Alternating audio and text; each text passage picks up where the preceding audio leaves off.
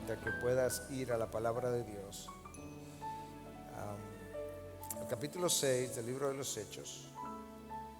Vamos a estar leyendo del versículo 8 al versículo 15. Habíamos cubierto la semana pasada hasta el versículo 7 y en el día de hoy estamos entrando en un pasaje extenso, pero que le estaremos dividiendo en porciones, relacionado a la vida de Esteban, uno de los 7 hombres que fueron escogidos, como vimos la semana pasada, para servir las mesas.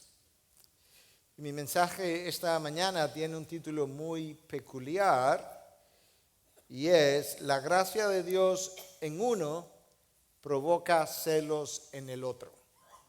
La gracia de Dios en uno provoca celos en el otro. No sé cuántos de nosotros hemos notado que a lo largo de la revelación bíblica eso como que se cumple tal cual yo acabo de mencionar. Por ejemplo, en el capítulo 5 del libro de los Hechos, a partir del versículo 12, se nos dice que Dios estaba haciendo señales y prodigios por medio de los apóstoles. Eso es algo que nosotros vimos en un mensaje anterior. Y una gran cantidad de personas comenzó a responder a la predicación y a llamarle la atención justamente lo que Dios estaba haciendo por medio de estos hombres. Había una gracia de Dios muy especial sobre todos ellos.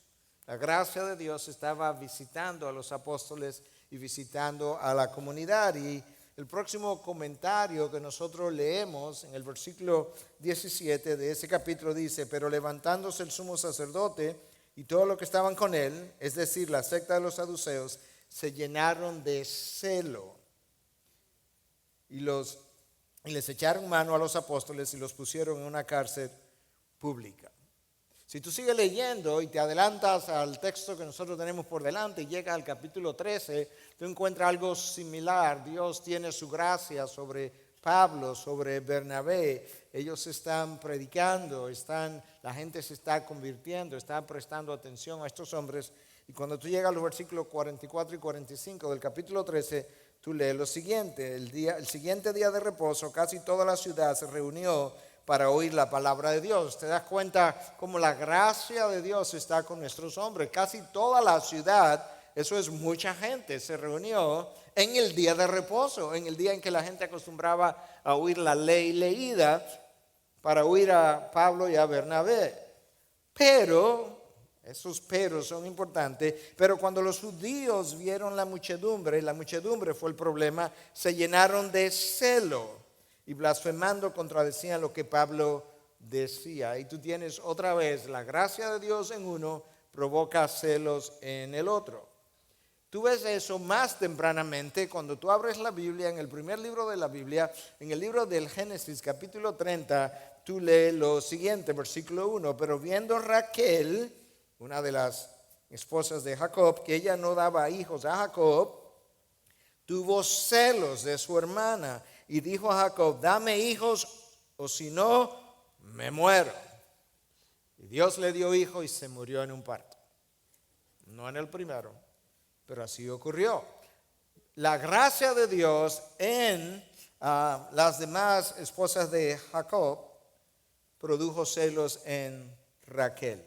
Y ella prefería la muerte a sentir lo que estaba sintiendo. En cada uno de esos casos, como es el caso que tiene que ver con el texto de hoy, la gracia de Dios otorga a individuos cosas que no se la otorga a otros. Y a veces nosotros queremos ser mejores que Dios y decimos que si le regalamos algo a alguien, tenemos que regalarle algo también al hermano o a la hermana, porque eso no es justo. En otras palabras, Dios tampoco es justo cuando le da más inteligencia a uno que a otros, cuando hace a uno bajito como yo y a otro alto, cuando le da a uno lo que aquí llaman pelo bueno y pelo malo, que yo no sé lo que eso es, porque no sé lo que es moralmente malo del pelo, pero bueno, Dios hace todo eso en nosotros de manera diferente y cada una de estas cosas es el obrar de Dios y nosotros tenemos que celebrar cuando Dios obra.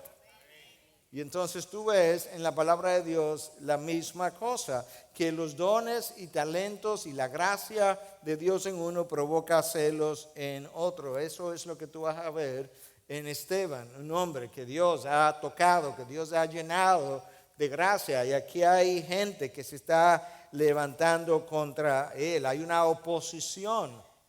La oposición viene justamente por los sentimientos que esta gente está experimentando hacia Esteban, hasta el punto de quitarle la vida ya al final de toda esta odisea. Pero si hay algo que nosotros estamos seguros a lo largo de toda la revelación bíblica, es que desde el principio el reino de las tinieblas se ha opuesto al reino de la luz. La mentira se ha opuesto a la verdad. Y la maldad, escucha, la maldad se ha opuesto a la piedad. Tú lo vas a ver en este texto. Tú lo viste a la hora de la crucifixión de Cristo. Todo el tiempo la maldad es provocada cuando ve la piedad en otro.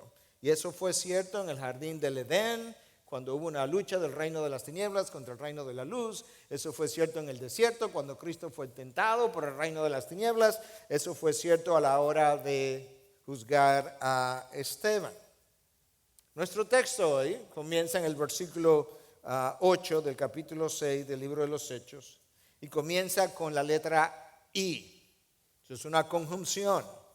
Y Esteban, lleno de gracia y de poder. Nos vamos a parar ahí un momento, porque si el texto comienza con la letra I, obviamente eso tiene algo que ver con lo que se dijo inmediatamente antes. De esa manera nosotros hablamos. Fulana vino a mi casa y me dijo, si me dices, y me dijo y no me deja saber lo otro, no sé qué llegó a tu casa. ¿Cuándo te lo dijo?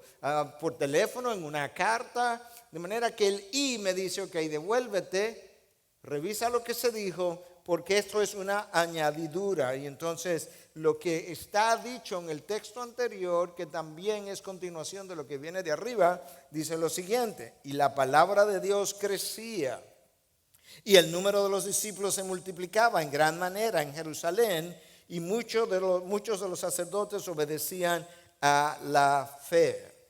Nosotros hablamos la última vez, porque este es el versículo último del pasaje anterior, de que no solamente la iglesia de Cristo estaba creciendo en números, sino que la influencia de la palabra crecía. Por eso es que dice, y la palabra crecía y crecían los discípulos. Dos cosas muy distintas. Crecía la palabra y crecía el número de los discípulos. La palabra crecía en influencia, y tú lo ves en ese mismo versículo cuando dice que muchos de los sacerdotes judíos obedecían a la fe. Eso es un fenómeno poco común, que sacerdotes, personas ordenadas para ministrar en el templo con una tradición de cientos de años, puedan desabrazar todas esas costumbres y creencias y abrazar esta nueva fe fruto de la predicación de la palabra. Eso es extraordinario. Y esa influencia que la palabra está teniendo sobre la población y sobre los líderes del judaísmo está provocando un celo en la comunidad, está produciendo una oposición interna y externa a estos hombres, no solamente a su mensaje, sino a los hombres mismos. Lucas no describe, no interpreta, por así decirlo, la reacción que produjo en la comunidad el hecho de que los sacerdotes abrazaran el cristianismo. Porque Lucas es un historiador. Lucas no representa la línea editorial de un periódico que ve los eventos y los comenta. No, Lucas describe los eventos como buen historiador y deja el comentario para otro. Pero es obvio, cuando tú lees el libro de los Hechos, que Dios estaba moviendo poderosamente, que estaba comenzando a tocar todos los estratos sociales, los más pobres, posteriormente gente de poder, gente de dinero, gente de influencia, los religiosos, los líderes religiosos. Aquí hay algo extraordinario que está ocurriendo. Y entonces dentro de ese marco, de ese bullir, está la historia de Esteban. Tenemos que ponerlo en ese contexto para que podamos entender por qué esta gente está reaccionando como reaccionó. Y Esteban pronuncia un mensaje extraordinario que no vamos a cubrir ni siquiera la primera parte hoy, porque es un mensaje que abarca todo el capítulo 7 a unos 59 versículos, donde él revisa la historia redentora desde Abraham hasta sus días. Algo extraordinario, y ya veremos cómo desglosamos ese mensaje. Pero ahora lo que estamos a punto de ver es el arresto de Esteban. Es el momento en que Esteban es apresado, aunque no puesto en la cárcel, pero sí él es tomado, llevado ante el concilio, y entonces comienza la historia en el versículo 8 del capítulo 6. Y con eso yo quiero invitarte a que leas conmigo. Recuerda que el texto comienza con la letra I, y esa letra fue que nos llevó a devolvernos. Y Esteban, lleno de gracia y de poder, hacía grandes prodigios y señales entre el pueblo. Pero, eso está ocurriendo, pero está ocurriendo otra cosa más. Pero se levantaron algunos de la sinagoga llamada de los libertos, incluyendo tanto cireneos como alejandrinos y algunos de Cilicia y de Asia, y discutían con Esteban. Pero no podían resistir a la sabiduría y al espíritu con que hablaba. Entonces, en secreto, persuadieron a algunos hombres para que dijeran: le hemos oído hablar palabras blasfemas contra Moisés y contra Dios. Y alborotaron al pueblo, a los ancianos y a los escribas, y cayendo sobre él, lo arrebataban y lo trajeron en presencia del concilio. Y presentaron testigos falsos que dijeron: este hombre continuamente, imagínate eso, habla en contra de este lugar santo y de la ley. Porque le hemos oído decir que este Nazareno, Jesús, destruirá este lugar y cambiará las tradiciones que Moisés legó. Y al fijar la mirada en él, escuche, al fijar la mirada en él, todos los que estaban sentados en el concilio, esa es la crema innata del liderazgo judío, vieron su rostro como el rostro de un ángel. Wow. Cada vez que tú lees las escrituras, tú tienes que recordar el contexto del libro, tienes que recordar el autor. Hablamos de Lucas como historiador, pero tú y yo no podemos olvidar que realmente el autor es Dios. Lucas es como la pluma de Dios, el lapicero de Dios, por así decirlo. De tal forma que cuando nosotros leemos cosas en las escrituras, tú estás leyendo la perspectiva divina de los hechos. Tú estás leyendo cómo los hechos le lucen a Dios, cómo fueron. Y eso es lo que Lucas está ayudándonos a ver. Entonces, lo primero que yo quiero que veamos en este texto es cómo Dios describe a Esteban. No Lucas. Lucas está escribiendo lo que Dios le inspiró. De manera que es Dios que tiene una idea de cómo es Esteban. Y entonces nos vamos a devolver un poco otra vez. Recuerda que el texto comenzó con una I y por tanto lo anterior tiene importancia. Entonces nos vamos a devolver un poco más y vamos a llegar al versículo 5 de este capítulo que cubrimos la semana pasada para ver cómo Dios comenzó a describir a Esteban, para luego irnos al versículo 8 del texto de hoy y ver cómo Dios sigue describiendo a Esteban. Entonces, versículo 5, Esteban es descrito como un hombre lleno de fe y del Espíritu Santo. Eso es mucho. Versículo 8, Esteban es descrito como lleno de gracia y de poder y como alguien que hacía grandes prodigios y señales. La congregación había escogido a Esteban junto con 6 más porque lo consideraba un hombre de buena reputación, lleno de sabiduría, tenemos que agregar eso ahí, y lleno del Espíritu, lo cual vuelve y se repite. Yo quisiera que pudiéramos ver algunas de las características de Esteban, porque tú y yo tenemos que apuntar a ser hombres como Esteban. Dios ha hecho a Esteban de esa manera. Dios quiere y puede hacerte a ti y a mí. Esteban fue un hombre lleno de fe. Primera pregunta, ¿y la fe? ¿De qué era que estaba lleno? Porque de fe. Bueno, ¿pero qué es la fe?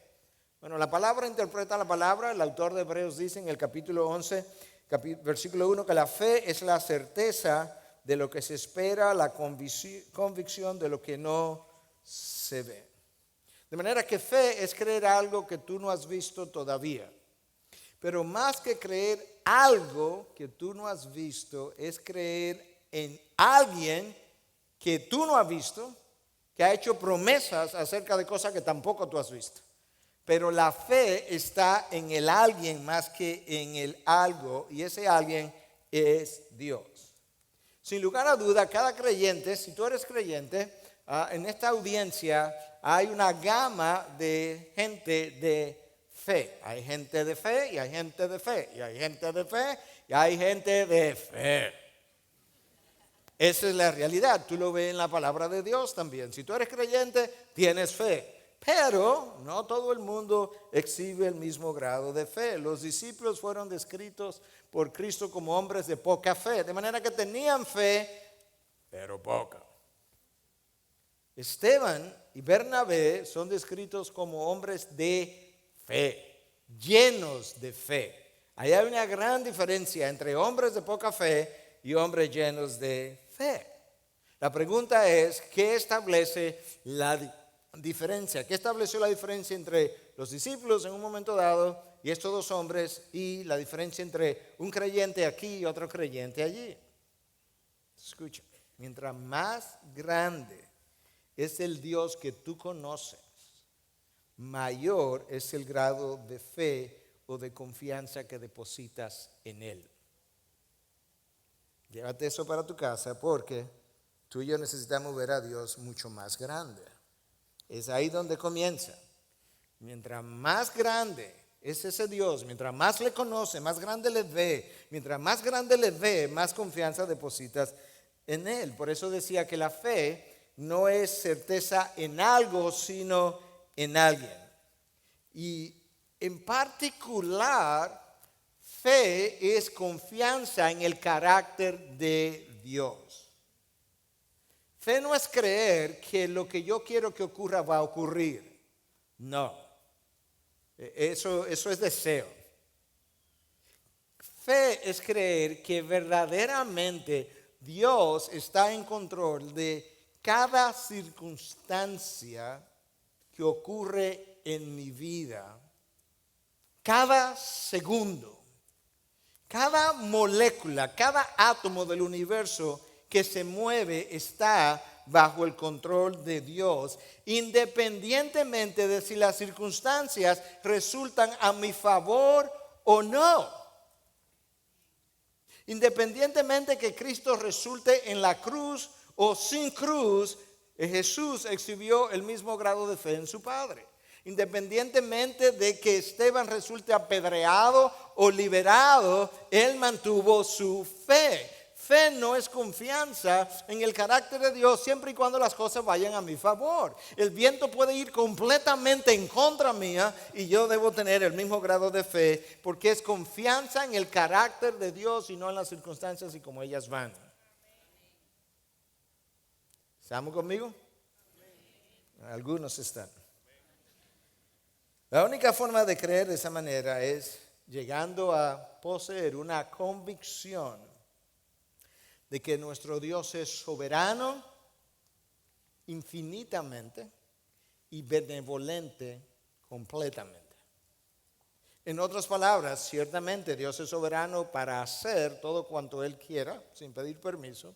Tiene el poder para hacerlo, tiene la autoridad para hacerlo, pero eso no es divorciado de su bondad. Y no solamente de su bondad, para aquello que hemos creído, Dios ejerce su soberanía a favor mío. Aunque las circunstancias vayan en contra, todavía es a favor mío que Dios está obrando. Si yo no puedo creer así, realmente no tengo verdadera fe. Tengo algo de fe, pero no la fe que Dios anda buscando. La falta de fe en nosotros habla de que necesito conocer más a mi Dios. Y número 2, habla de que yo tengo una perspectiva terrenal de los eventos por los cuales yo estoy atravesando. El problema mío no son las circunstancias que me rodean, es el yo que me gobierna. El problema mío no son las circunstancias que me rodean, es el yo que nos gobierna desde adentro y que desea rebelarse continuamente contra el señorío de Cristo. Eso es donde está. La fe está directamente relacionada al grado de señorío que Cristo ejerce sobre todas las áreas de mi vida. Entonces, yo necesito conocer a Dios más y necesito renunciar a la perspectiva terrenal de los eventos. No olvides, yo tuiteé esto ayer, aunque no creo que es la primera vez que lo digo. No olvides que todo evento tiene dos lecturas. Tiene una lectura terrenal y una celestial. En otras palabras, como tú lo ves y como Dios lo ve. Dicho de otra manera, tiene una lectura egocéntrica y una lectura dioscéntrica. Ahora adivina cuál de estas dos es la lectura correcta. No creo que sea la mía. Esteban era un hombre lleno de fe. A la luz de todo lo que la Biblia revela, tuvo que haber sido un hombre que conocía a Dios, que confiaba, escucha esta segunda parte, que confiaba en el carácter de Dios en las peores circunstancias, y lo vamos a ver a lo largo cómo él termina este mensaje, en qué condiciones. Que creía en el control que Dios ejerce sobre todos los eventos, incluyendo sobre cada piedra que cayó sobre su cuerpo hasta quitarle la vida. Dios controló eso, sin lugar a dudas. Yo recuerdo meses antes de mudarnos a Santo Domingo, hicimos un viaje exploratorio. Nosotros cruzamos el puente Duarte y inmediatamente lo cruzamos. Entró una piedra por el vidrio del carro que rompió los lentes, me dio en la nariz. Me hizo un orificio bastante grande en la nariz, significativo, y del puente Duarte yo fui a la sala de cirugía. Y hubo que hacer un injerto de piel, lo que llamamos un colgajo de un lado a otro para taparlo. Yo venía a reunirme con personas aquí, terminé en una habitación con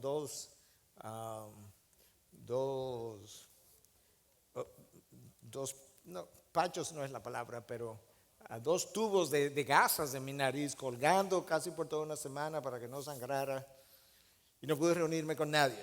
Y yo recordaba diciendo, el ángulo de esa piedra, la velocidad de esa piedra, por dónde entró, lo que chocó, todo eso estuvo bajo el control de mi Dios. Pudo haber sido de otra manera peor, pero no lo fue. Esteban era un hombre que confiaba en ese Dios y sobre el control sobre cada uno de los hombres y sobre cada una de las cosas y cada una de las circunstancias, y por eso le permitió vivir como vivió. Es un hombre de fe. Pero Esteban es descrito también como un hombre lleno del Espíritu. Y la palabra de Dios describe la llenura del Espíritu de varias maneras, por lo menos de dos maneras.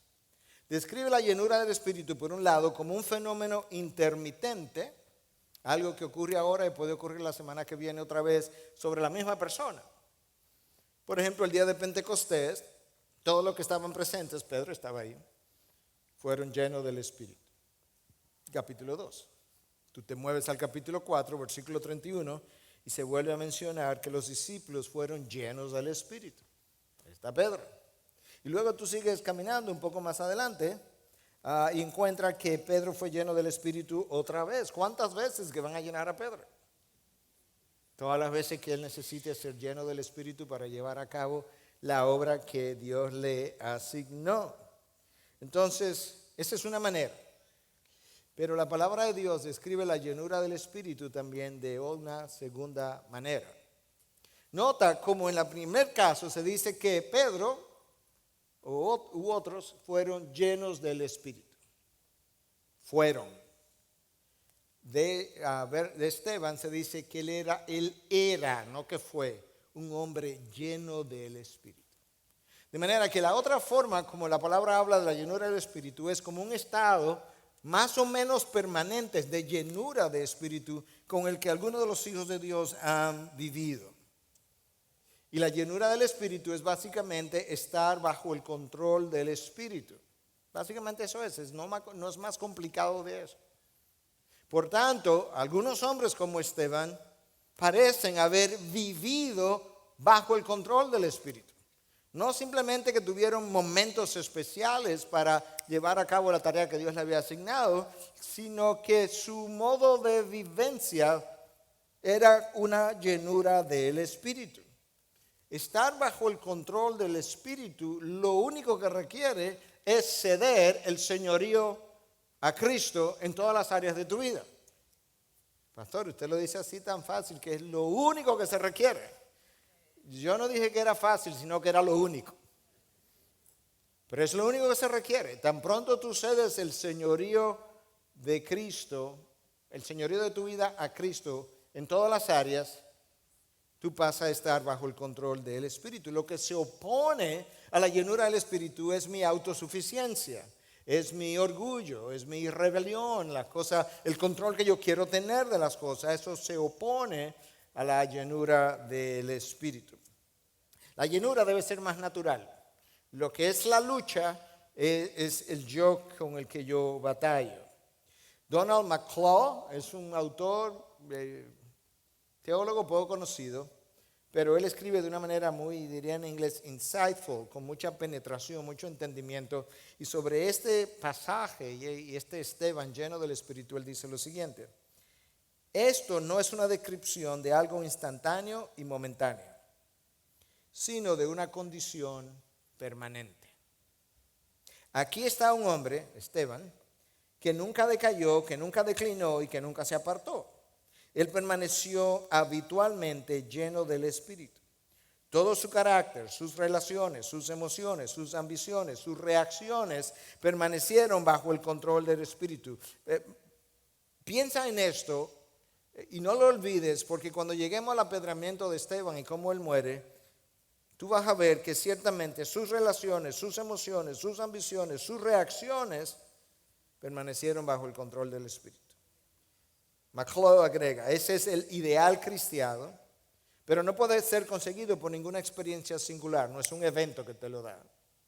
La única manera de obtenerlo es a través de una sucesión sin fin de reposición, como alguien que está siendo llenado continuamente. Eso es a través de una sucesión sin fin de reposición, similar a la que sugiere Juan 16 cuando dice que de su plenitud todos hemos recibido gracia sobre gracia.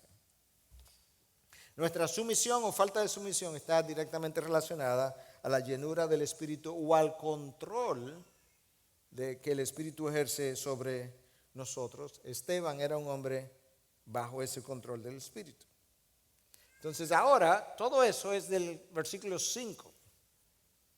Nos devolvimos para ver cómo es que Dios ve a Esteban, cómo lo describió. Ahora, Dios describe a Esteban a través de Lucas, lo describe como lleno de gracia y de poder y como alguien que hacía grandes prodigios y señales. Definir cómo luce alguien lleno de gracia no es tan fácil a partir de decir, bueno, busca Mateo 23, versículo 11 al 15, ahí está lo que es un hombre lleno de gracia. No, eso así no está.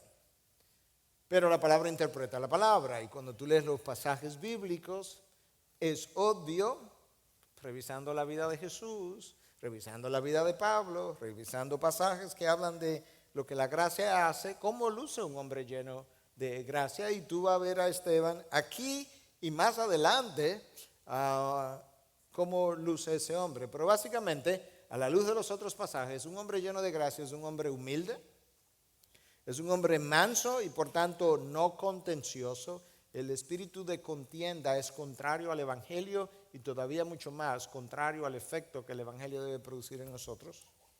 Es un hombre perdonador, lo verás en Esteban, lo viste en Cristo en la cruz. Es alguien que no guarda resentimiento, es alguien que no pasa información a otro para dañar la reputación de otro. Es un pacificador, él procura estar en paz con otros, pero también procura que otros estén en paz entre ellos. Cuando él ve hermanos que no están en paz, a él le preocupa y él trata de que estén en paz. Es una persona paciente, eso es uno de los frutos del Espíritu, una de las características del fruto del Espíritu, ser paciente. Es una persona bondadosa, eso es un fruto del Espíritu.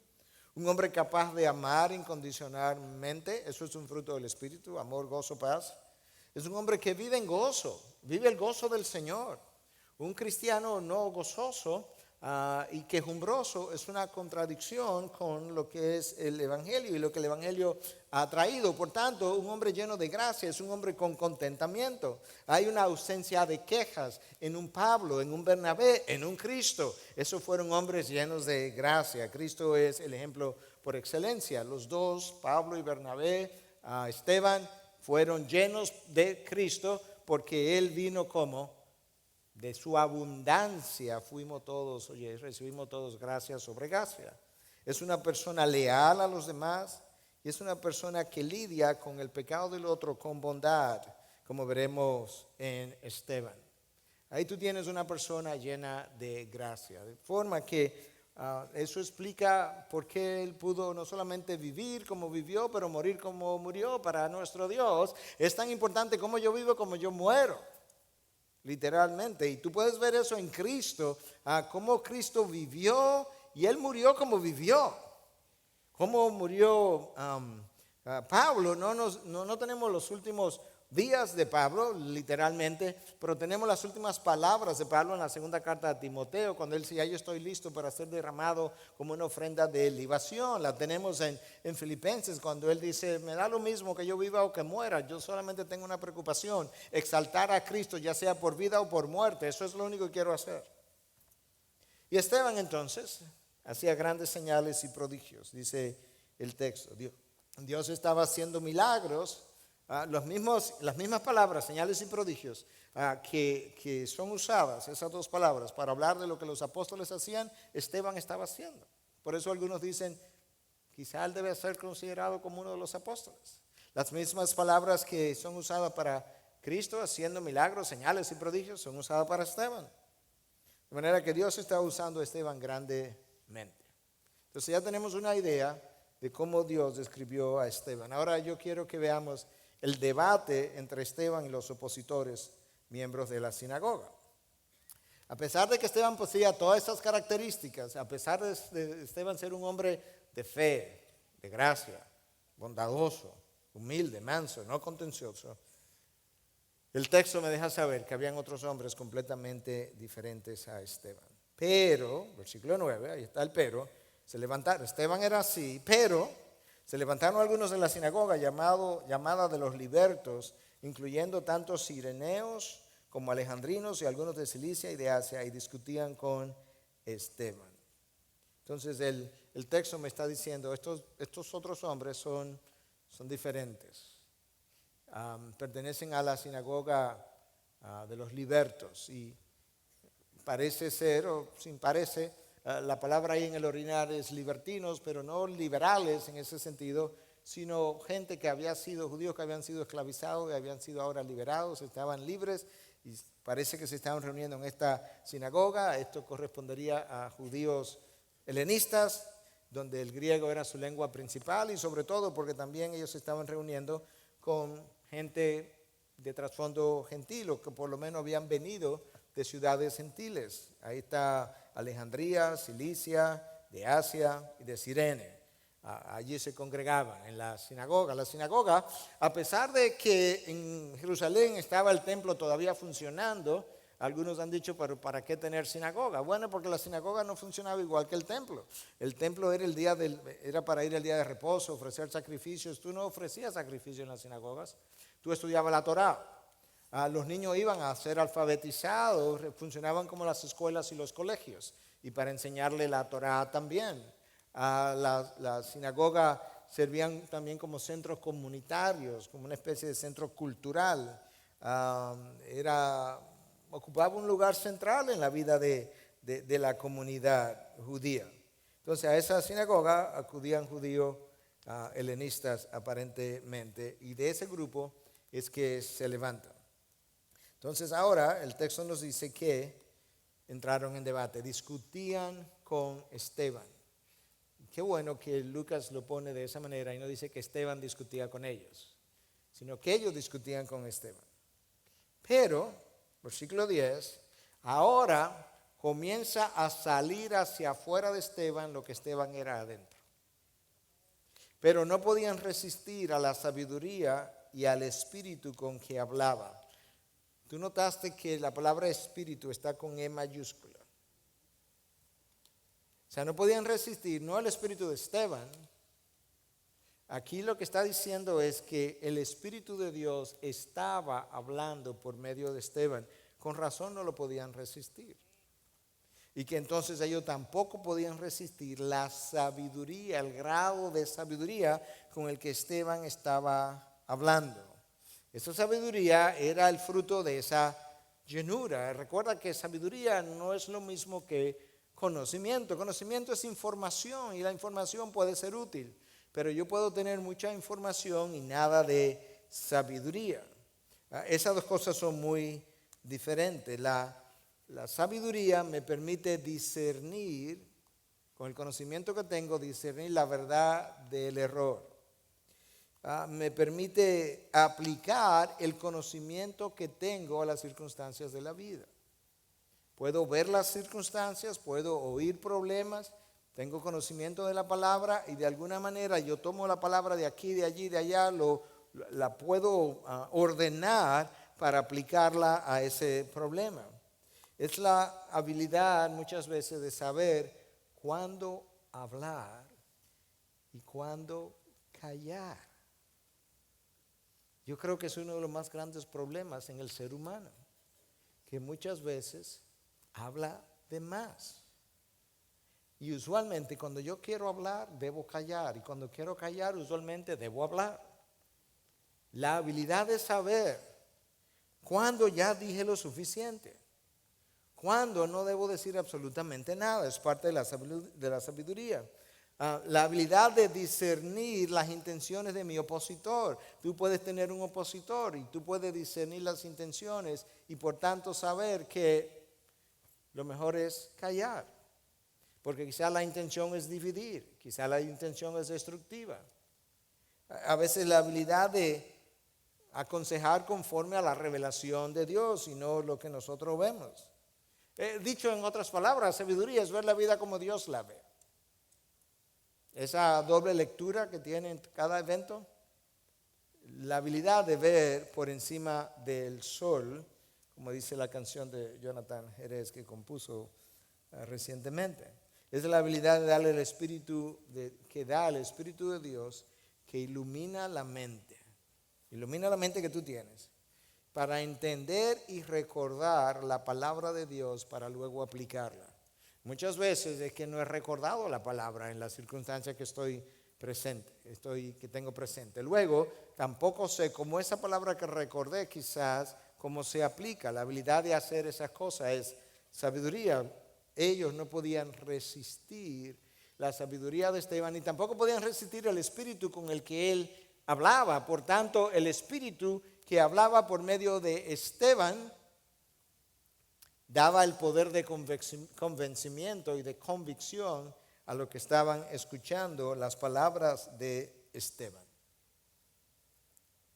La palabra de Dios, de hecho, Jesús mismo, la palabra encarnada, nos advirtió que cuando nosotros fuéramos llevados, como Esteban está siendo llevado ahora al concilio, que cuando fuéramos llevados a los tribunales, en el contexto de lo que estamos viendo, por algo relacionado a la causa de Cristo, por algo relacionado a mi fe, que no me preocupara de qué hablar.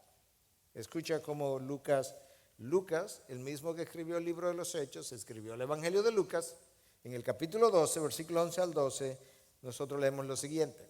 Y cuando os lleven a las sinagogas, ahí está Esteban, y ante los gobernantes y las autoridades, él va a estar ahí muy prontamente, no os preocupéis de cómo o de qué hablaréis en defensa propia, o qué vais a decir, porque el Espíritu Santo en esa misma hora, no antes, os enseñará lo que debéis decir. No podían resistir el Espíritu con el que hablaba, porque el Espíritu Santo le estaba enseñando lo que debía decir. Y cuando tú lees el texto del capítulo 7, es impresionante la historia redentora, cómo la resume en tan pocas palabras. Pero eso es fruto justamente de la inspiración del Espíritu en ese momento. Entonces ya vimos la oposición o el debate de los opositores con Esteban. Ahora yo quiero que veamos la calumnia contra Esteban. El engaño ha sido la estrategia número 1 del enemigo desde el jardín del Edén. Y escucha ahora en el versículo 11 cómo la calumnia se levanta. Entonces, en secreto, persuadieron, o sea que hubo que hablar con estos hombres más de una vez probablemente para decirle, necesitamos que tú hables esta mentirita. Persuadieron a algunos hombres para que dijeran, le hemos oído hablar palabras blasfemas contra Moisés y contra Dios. Hicieron esto en secreto porque esto no se podía divulgar.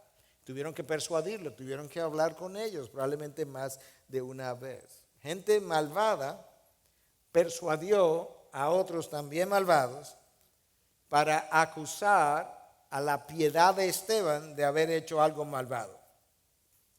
Hay algo que yo he observado en la vida, es esto.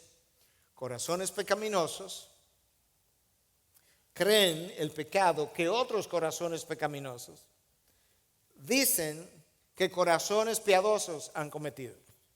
¿Qué fue eso, pastor? Déjame decirlo otra vez y luego lo voy a ilustrar. Corazones pecaminosos creen lo que estos otros corazones pecaminosos dicen acerca del pecado que corazones piadosos han cometido.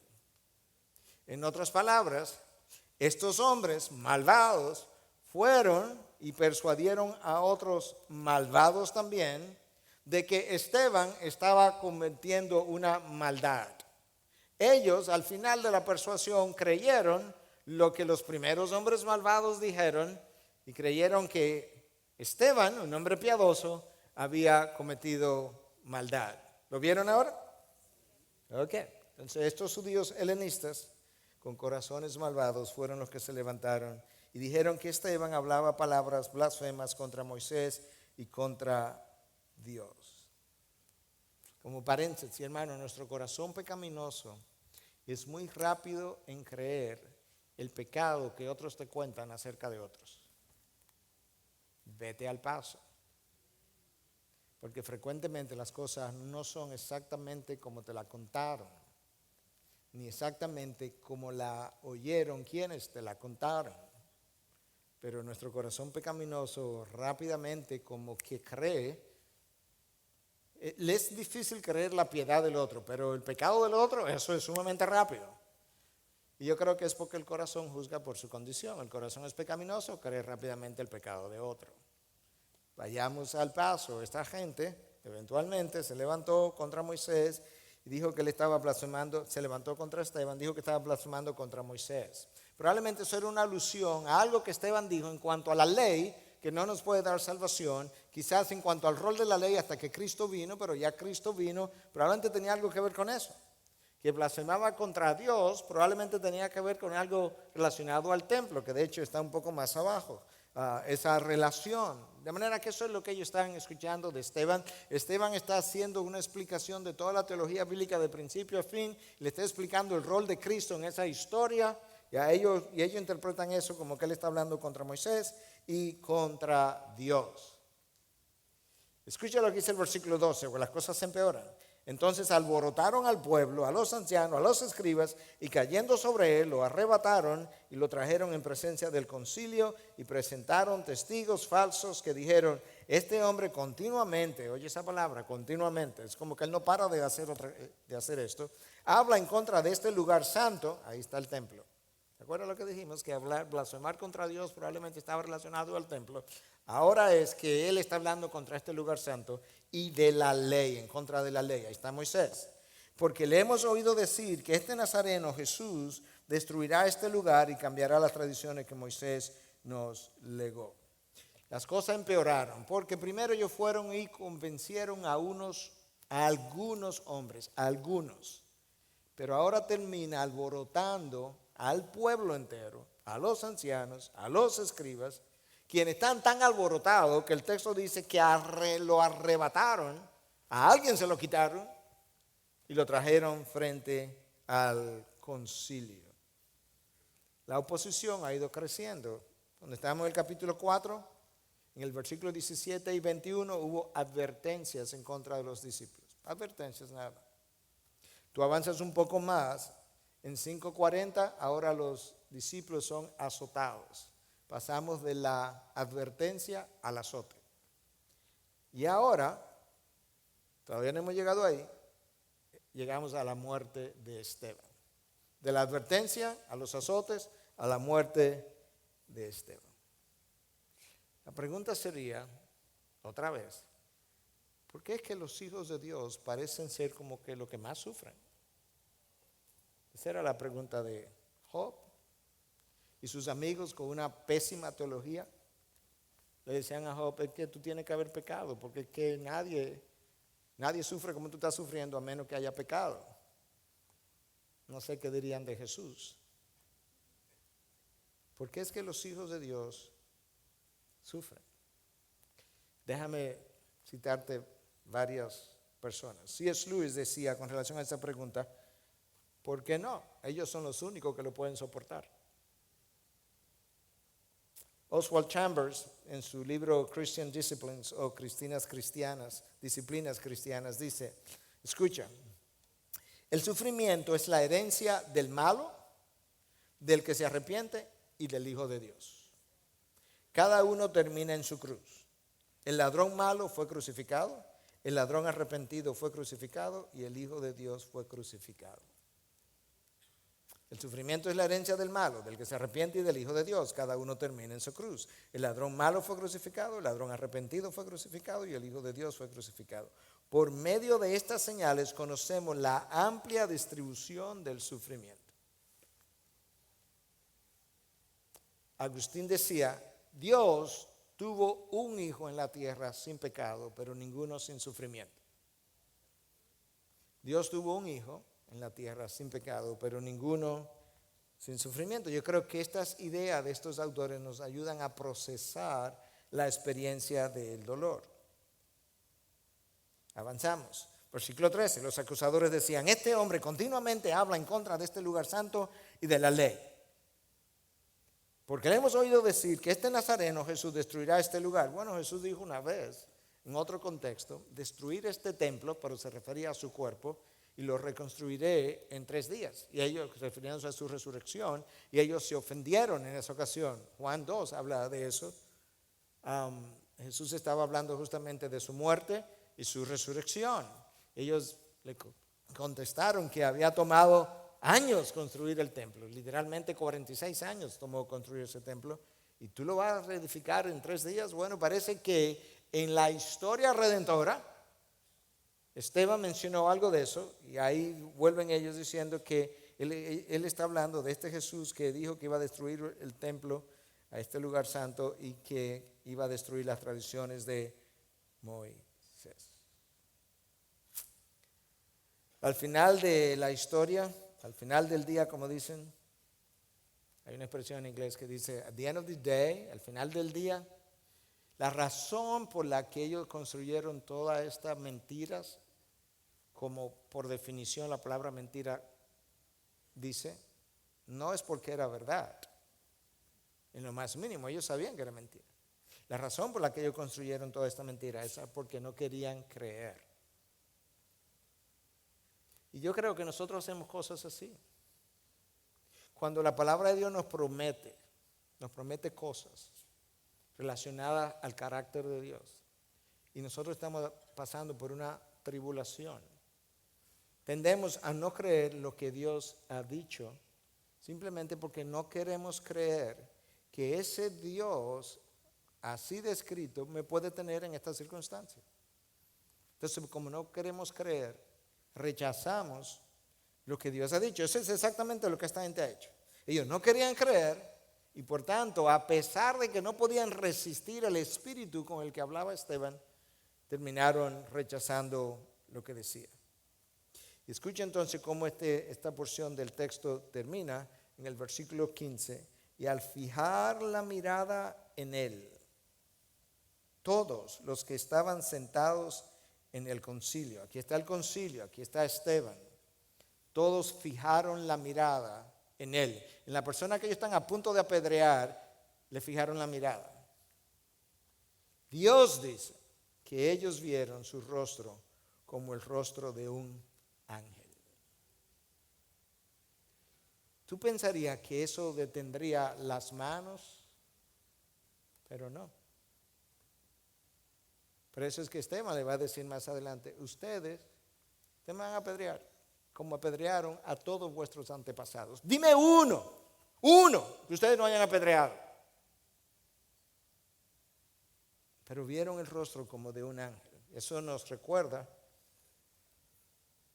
el rostro de Moisés, cuando tiene comunión con Dios y baja con su rostro transfigurado. El texto no usa esa misma expresión, pero para ellos fijar sus ojos en el acusado y ver como el rostro de un ángel, ya no es como el rostro de Esteban, esto es como una especie de transfiguración, y de lo único que eso puede hablar es de la comunión íntima de Dios con Esteban en ese momento y de la forma como Dios le estaba ministrando a Esteban tan cercanamente que la gloria de Dios se reflejó en él. Derek Thomas, en su comentario acerca del libro de los Hechos, en esta porción dice: aquellos que viven cerca de Dios reflejan su gloria en su disposición. Aquellos que viven cerca de Dios, en la manera, en la disposición de su forma de vivir, reflejan la gloria de Dios. Yo creo que Esteban lo único que está reflejando es la gloria de Dios en un momento en que Dios se ha hecho tan real para Esteban que es como si lo estuviera viendo. Y de hecho, eso es lo que el texto dice más adelante, que él vio el trono abierto y uno que se puso de pie. ¿Quién tú piensas que fue quien se puso de pie? Su abogado defensor frente al Padre. Y él es en quien Esteban ha confiado. No importa lo que pase, no importan las piedras, yo estoy viendo a mi abogado defensor. ¿Te imaginas que tú entras al juzgado acusado y cuando el juez escucha tu caso, él se levanta, se da media vuelta, se dirige al trono que él ha dejado vacío ahora, y como si hubiera alguien, él le dice: su majestad, su honor, no sé cómo le dicen aquí en Estados Unidos, your honor, yo soy su abogado defensor. Y que el juez le diga a la silla: ¿qué usted tiene que decir en contra de mi acusado? ¿Te imaginas? Eso es lo que el texto dice. Yo no he llegado ahí, pero eso es lo que el texto dice que Esteban vio. Y eso estaba siendo reflejado en el rostro de Esteban. ¿Dónde vas a poner tu confianza? ¿En las circunstancias? ¿O en el que domina y gobierna y orquesta y maneja las circunstancias? ¿En quién vas a poner tu confianza? ¿En el hombre o en tu abogado defensor que está frente al Padre, que es denominado literalmente a sí mismo? Abogado tenemos frente al Padre. ¿En quién vas a poner tus circunstancias? ¿En el hombre o en aquel que te ha prometido compartir toda la herencia del reino de los cielos contigo, haciéndote coheredero con él? ¿Dónde está tu confianza? En Cristo. Todo lo demás, hermano, es pura arena. Él es la roca firme. En Él es que nosotros confiamos. Que tú puedas salir de este lugar convencido no solamente dónde tienes que poner tu confianza, sino deseoso de conocer la roca firme en la que tú estás parado, pero que muchas veces se siente más como arena movediza cuando en realidad es una roca.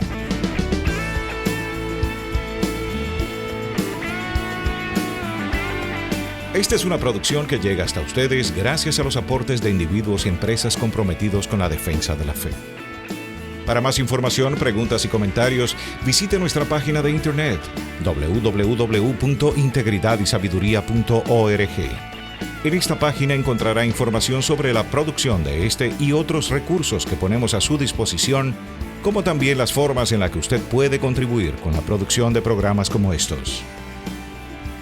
Les invitamos nuevamente a visitar nuestra página de internet www.integridadysabiduría.org. Será hasta la próxima cuando nos reencontremos en su palabra.